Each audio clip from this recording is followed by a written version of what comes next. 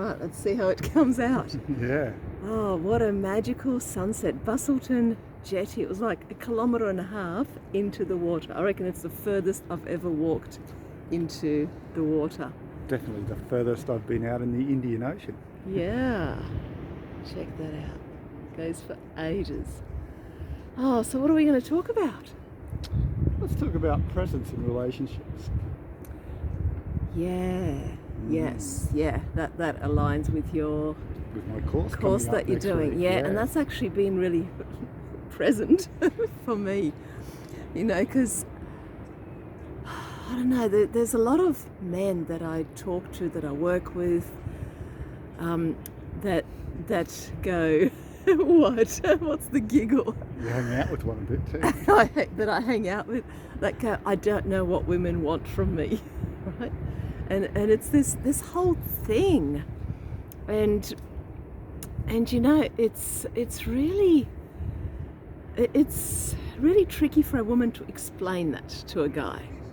But what's been present for me is this, that as we've been on the road for like the last month and a bit, I'm starting to feel a bit edgy, right? I'm starting to get that bit of there's no home base. We haven't stayed anywhere for longer than like 2 or 3 nights, and even that's been quite rare. So most of the time we're moving along every day, and I'm feeling the fuzziness of it, you know. So I really feel like I just want to land somewhere for a bit.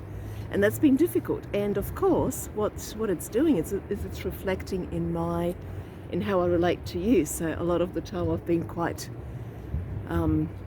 what would you call it? Edgy? Yeah. Prickly, that's what you call it. Prickly, Prickly, edgy. Yeah. Yeah, and you know, it's like when we're at Bunbury. Oh, lights just came on.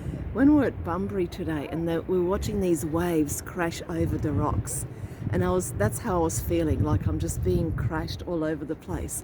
And now we're in this place where the ocean's really calm, and that's what I want from a man, like that calm presence, not to buy into my stuff, not to be buying into. And the trick is holding that place of presence when you feel like your ego's being wounded or you're being attacked. Remaining present during those times.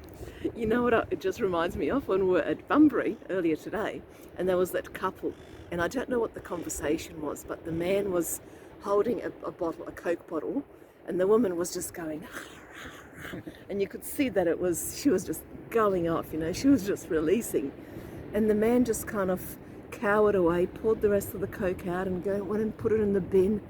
And I went, that's the last thing I want, right? The last thing I want is for the man to cower when I'm expressing something. I want the man to have the strength, to have the courage to just hold it, to just stand his ground. That's what it is. It's about. Yeah, and it's about standing ground without throwing it back at the same time. Like the other day, you said something to me and I said, well, you did that the other day. And that just felt like so reactive. And it didn't go down well with you either, did it? No, because, so there's a lot of people say, you know, stand in your truth, but it's like, what does that actually mean? And I got a feel for that today. What would you say it was then? Well, it's to stand. It's to just be in where you are, be present with where you are, and know who you are, and not throw it back at the person, not attack, not react. And I think that takes a lot of courage and vulnerability, you know, to know who you are, and to stand in the truth, and to have maybe to feel attacked and yet not react. And also not withdraw. Because I don't want, that's what it is, to stand, because it's not to attack or react, and it's also not to withdraw like that man today, who just kind of went, I don't know what she wants, but if I just do what she says, you know, that's not what it's about. It's not about doing what I say. It's about hearing it and not listening. That's different to listening. It's about just hearing it. And then from the space, from the person that you are, from the person that you know you are, respond appropriately with the truth of what you want to say. That's the essence of what I want in a man. That's what takes.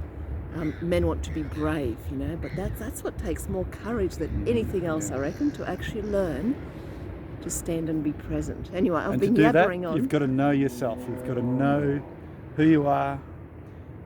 You've got to know where your power is and who you really are. And it's not about pushing power out to the other. It's about holding your own power within. It's about knowing when your boundary's being crossed.